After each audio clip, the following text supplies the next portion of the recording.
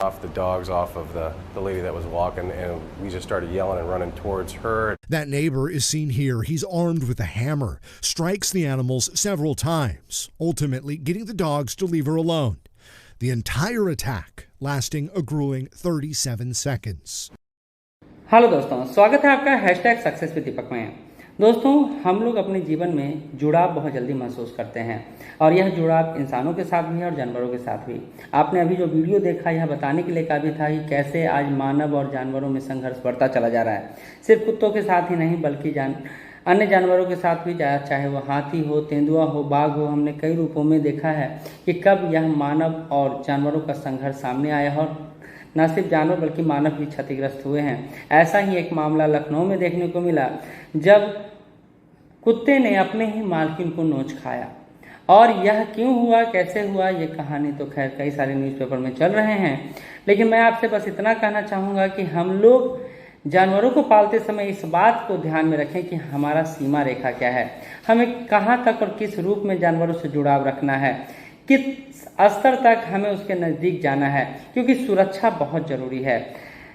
एक मालकिन जो अपने कुत्ते को 3 साल से पाल रही हैं और उस कुत्ते ने ऑटोमेटिक रूप से क्यों उनको काटा, क्यों उनको नोच खाया, क्यों इन पर इतना ज़्यादा दर्दनाक वार किया, ये समझ नहीं आ रहा है। खैर, मानव और जानवरों का यह संघर्ष और भी आगे बढ़े इसके पहले हमको सुरक्षित हो जाना चाहिए। चलिए आगे बढ़ते हैं आज के न्यूज़पेपर एनालिसिस पर। प्रयास यही है कि हिंदी न्यूज़पेपर में आपको वो सारे क्वालिटेटिव संपादकीय आपके सामने रख सकूं, गुणात्मक संपादकीय आपके सामने रख सकूं, जिससे आपका बौद्धिक ज्ञान, बौद्धिक चेतना बढ़े। वीडियो शुरू किया जाए उसके पहले छोटा सा मोटिवेशन। अगर आपकी बहस बदतमीज इंसान से हो तो हार मान लेनी चाहिए। क्यों मान लेनी चाहिए भाई? क्या आप में शक्ति नहीं है, क्या आप में क्षमता नहीं है? तो बिल्कुल ऐसा नहीं है, बल्कि हार इसलिए माननी चाहिए क्योंकि आपकी आवाज़ कितनी ही दमदार हो, आप एक कुत्ते से अच्छा नहीं भौंक सकते हैं। और सामने वाला अगर भौंकने के लिए तैयार हो तो उसके साथ क्यों भौंकना, क्यों कुत्ता बनना, क्यों जानवर बनना? इंसान हैं हम, हमारे में कुछ अलग गुण हैं। हालांकि जानवरों के भी अपने गुण हैं, अपने क्वालिटी हैं और उसी क्वालिटी के अनुसार वो अपना कार्य करते हैं, लेकिन हम जानवर नहीं हैं, हम इंसान हैं और हम सीखते हैं, हम बदलते हैं, हम सुरक्षित रहते हैं। तो आगे बढ़ते हैं और आज का पहला संपादकीय देखते हैं। सामने जो आप देख रहे हैं वो है मुफ्त बांटने की राजनीति का अर्थ। आजकल बहुत सारे राजनेता मुफ्त में बांटने की बात करते हैं, बहुत सारी चीज़, चाहे वो लैपटॉप हो, चाहे वो अनाज हो, चाहे वो वस्त्र हो, चाहे वो साइकिल हो, कई सारे ऐसे आप प्रतिदिन लोक लुभावन वायदे सुनते होंगे। इसी मुफ्त की राजनीति ने भारतीय राजनीति को किस ओर ले जाने की बात की है और भारतीय अर्थव्यवस्था पर इसका क्या प्रभाव पड़ सकता है, इसके परिप्रेक्ष्य में पूरा यह एडिटोरियल बात करता है। तो चलिए पार्ट बाय पार्ट इसको समझने का प्रयास करते हैं।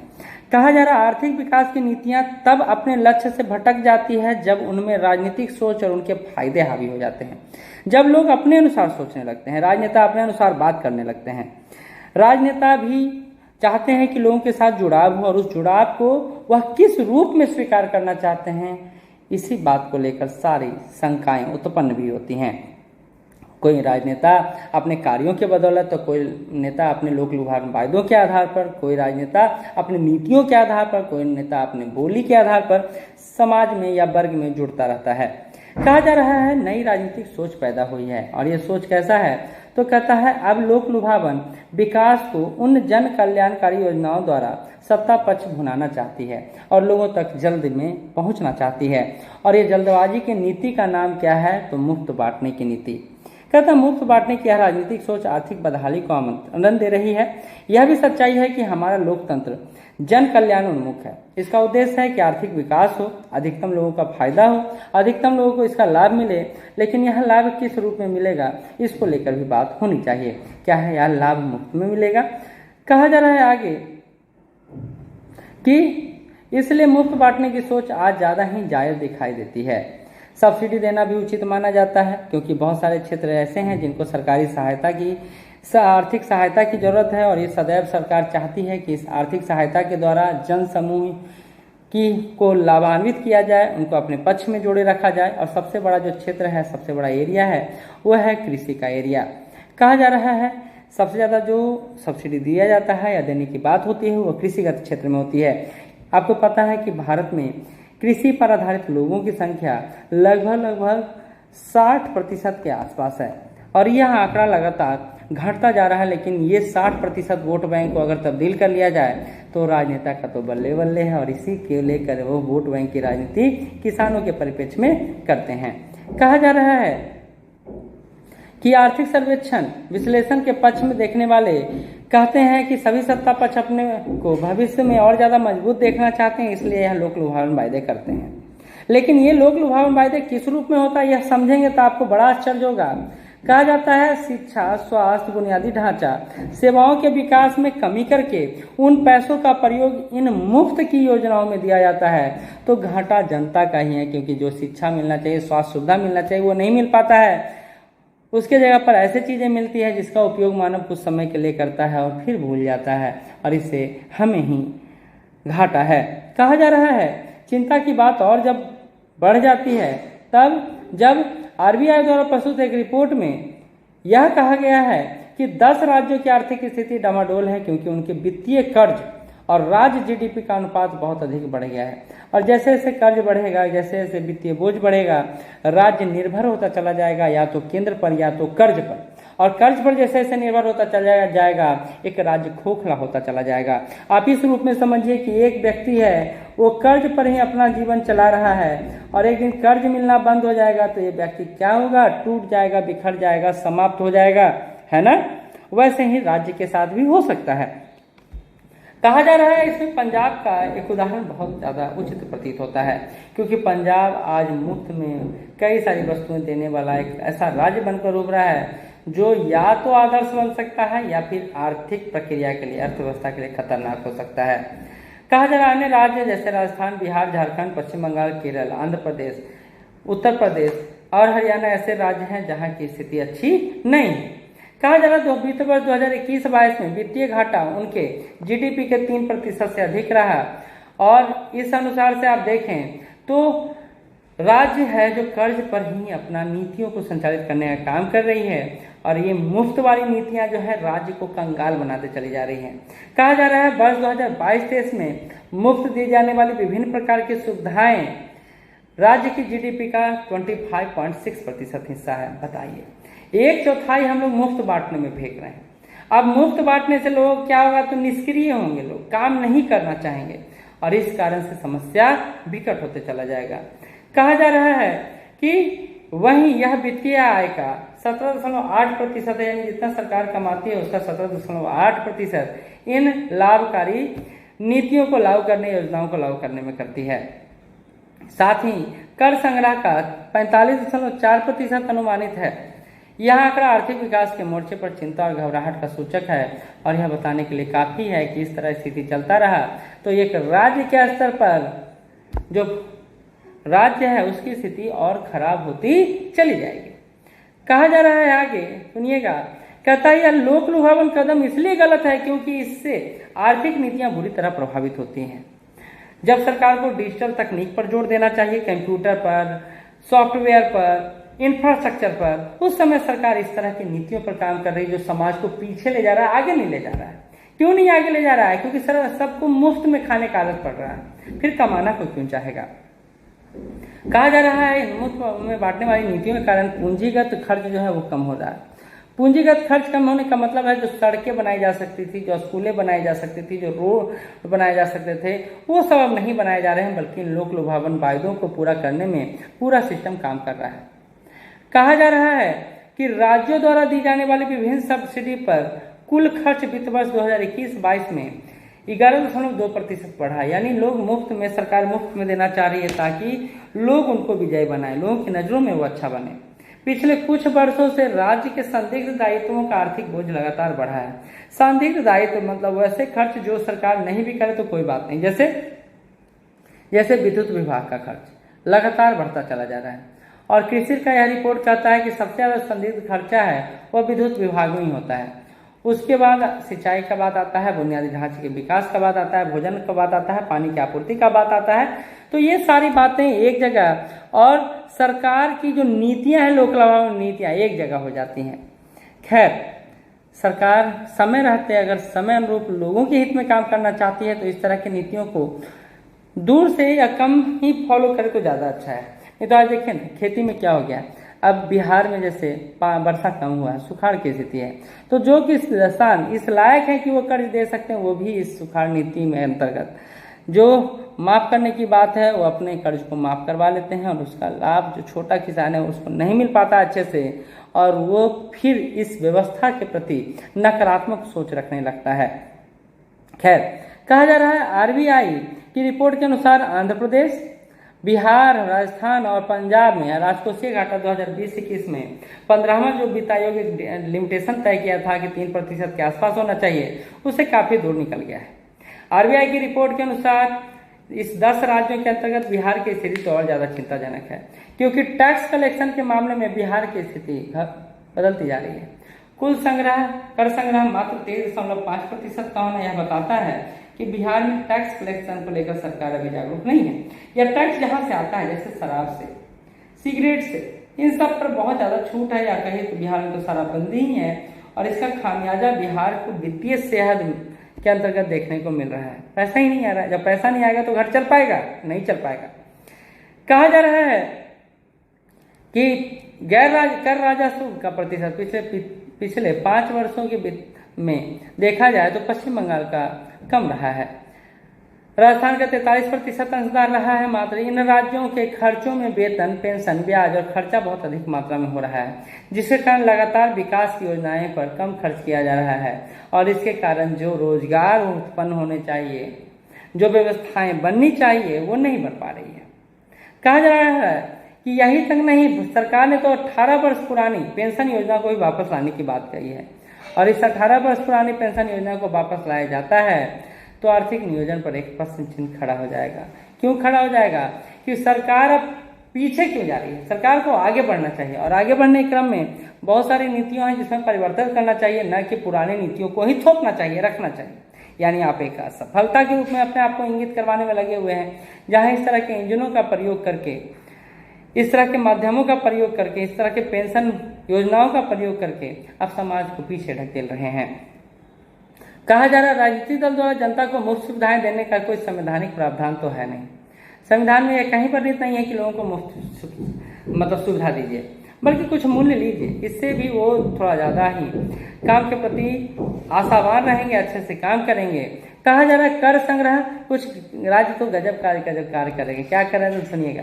कुछ राज्य ऐसा कर रहे हैं कि टैक्स कलेक्शन को बढ़ाने के लिए शराब की बिक्री घर घर तक पहुंचाने की बात कर रहे हैं, यानी होम डिलीवरी करवाया जा रहा है शराब का, ताकि ज़्यादा से ज़्यादा टैक्स कलेक्शन हो। लेकिन यह हमारे समाज को किस ओर ले जा रहा है, यह भी एक बार सोचना होगा। यह भी सोचना होगा कि हमारा समाज और पीछे और पीछे और पीछे बढ़ते चला जा रहा है, जिसका उम्मीद इस 21वीं सदी में तो हम लोग नहीं ही कर रहे थे। कहा जा रहा है कल्याणकारी योजनाओं से संबंधित राज्यों के विभिन्न सरकारी निकाय, चाहे वह परिवहन से संबंधित हो, विद्युत और जल से संबंधित हो, उनके पास इससे संबंधित कोई आर्थिक योजना नहीं होता है।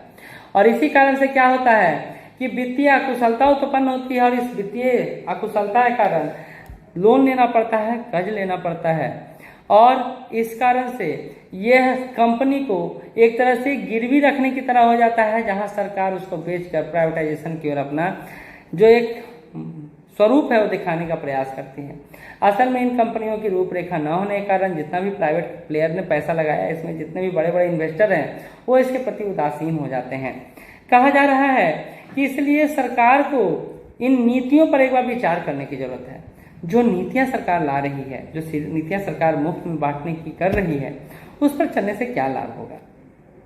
हमारी स्थिति कहीं श्रीलंका की तरह ना हो जाए, जहां लोग आज सड़कों पर हैं, नेता भागने में लगे हुए हैं, और अर्थव्यवस्था में महंगाई ही महंगाई है। इस तरह की स्थितियों से निपटने के लिए भारत की अर्थव्यवस्था आज वैश्विक स्तर पर अपनी पहचान रखती है, परंतु राज्यों की बिगड़ती आर्थिक स्थिति विदेशी निवेशकों के लिए घबराहट का सूचक बन जाती है, और ये घबराहट उसको कई रूपों में नकारात्मकता की ओर ले जाती है। ऐसे में राज्य सरकारों को भी इसके बारे में सोचना होगा, तत्कालिक उपाय करने होंगे, ताकि राज्य सरकारें भी आर्थिक सशक्तिकरण में अपना योगदान दे पाएं। चलिए अब अगले एडिटोरियल की तरफ बढ़ते हैं और देखते हैं, समझते हैं कि क्या कहता है। लेकिन उसके पहले इसका माइंड मैप जो अब मैं आपको दिखाना चाहूँगा।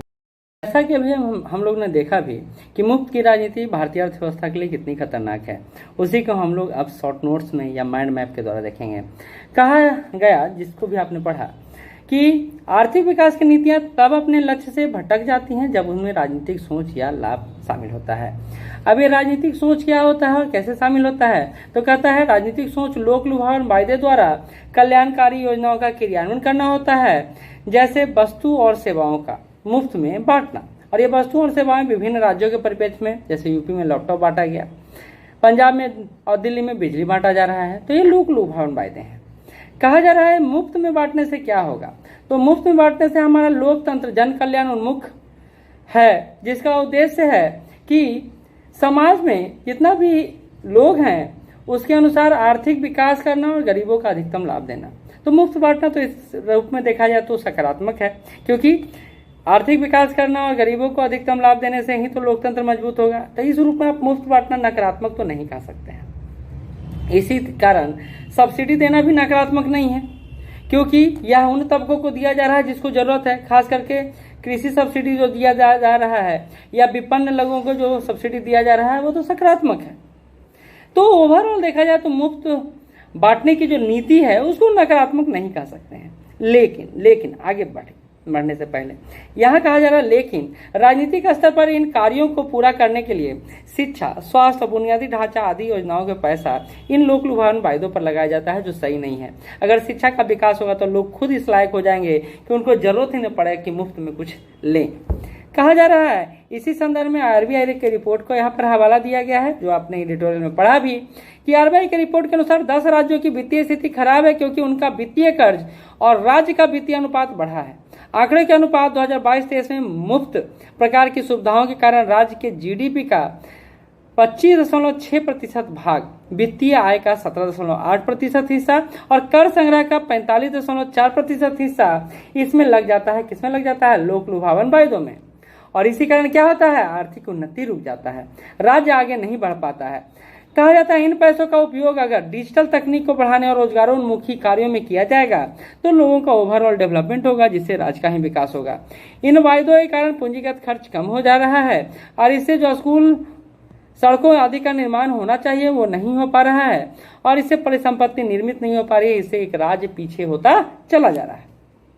अब आगे और क्या चिंता की बात है मुफ्त में देने से? तो कहता है चिंता की बात तो है, क्योंकि कुछ वर्षों से संदिग्ध दायित्वों का दायित्व जो है सरकार पर बढ़ा है और इन संदिग्ध दायित्वों को पूरा करने के लिए सरकार मार्केट से पैसा उठाती है। और इन संदिग्ध दायित्वों में कौन कौन है? तो विद्युत विभाग सबसे ऊपर है, सबसे ज्यादा पैसा सरकार का वहीं फंसा हुआ है। ऊपर से सिंचाई, बुनियादी ढांचे, पानी, भोजन आदि की आपूर्ति करना भी सरकार की चिंताओं में शामिल है। और इस कारण से सरकार जहां पैसा खर्चा करना चाहिए वहां नहीं कर पा रही है, जहां नहीं करना चाहिए वहां करना पड़ रहा है। आरबीआई का रिपोर्ट के अनुसार कहता है कि आंध्र प्रदेश, बिहार आदि राज्यों में राजकोषीय घाटा बढ़ा है और बिहार की हालत तो बहुत ही खराब है। क्यों खराब है? तो यह कहता है क्योंकि पिछले 5 वर्षों में कुल कर संग्रह में 13.5% है, कर संग्रह मात्र 13.5%, और जिसके कारण केंद्र पर इसकी निर्भरता बढ़ी है। और मुफ्त सुविधाएं देना संवैधानिक अधिकार तो है नहीं, तो सरकारें, राज्य सरकारें क्यों दे रही है मुफ्त सुविधाएं पता नहीं चलता है। शायद वो सिर्फ वोट बैंक की राजनीति खेलने में लगी हुई हैं, लेकिन इसका अर्थव्यवस्था पर नकारात्मक प्रभाव पड़ता है। कुछ राज्यों का तो कर संग्रह इतना ज्यादा गिर गया है कि उन्होंने कर संग्रह को बढ़ाने के लिए शराब को हर घर तक पहुंचाने का जो जिम्मा उठाया है, उससे सामाजिक अवनयन की स्थिति या अवनति की स्थिति या फिर सरकार समाज का एक विघटन की स्थिति दिखाई देने लगेगा कुछ ही दिनों में, जिस तरह का सरकार का रवैया है। इस मुफ्त वितरण से हुआ क्या है? तो मुफ्त वितरण से वित्तीय अकुशलता आती है और इस वित्तीय अकुशलता से निजीकरण की ओर बढ़ते हैं, क्योंकि जब कंपनियां घाटे में आने लगती है तो सरकार उस कंपनी को ही बेच देती है। हम श्रीलंका जैसी स्थिति में नहीं फंसना चाहते हैं, तो हमको समय रहते इन जो नीतियां हैं उनमें सुधार की जरूरत महसूस की जा रही है। इन नीतियों में अगर हम लोकशीलता लाएंगे, इन नीतियों को अगर हम अच्छे से लागू करेंगे और मुफ्त की जगह पर कुछ कौशल विकास या शिक्षा विकास जैसी योजनाओं पर बल देंगे, तो हमारा देश दीर्घकालिक दृष्टि से आगे बढ़ पाएगा और जो अच्छा होगा। कहा जा रहा है, इसी के संदर्भ में क्वेश्चन है जो आपको लिखना है कि मुफ्त की राजनीति भारत को वित्तीय रूप से कमजोर कर रही है, मूल्यांकन करें। तो ये मुफ्त की राजनीति कैसे हमारे वित्तीय स्थिति को कमजोर करने में लगी हुई है। आप कितना इसको सही मानते हैं, कितना गलत मानते हैं, इसी के संदर्भ में आपको ये पूरा मूल्यांकन करना है। तो ये रहा आज का एडिटोरियल। कैसा लगा आपको बताइएगा जरूर। फिर मिलते हैं। धन्यवाद।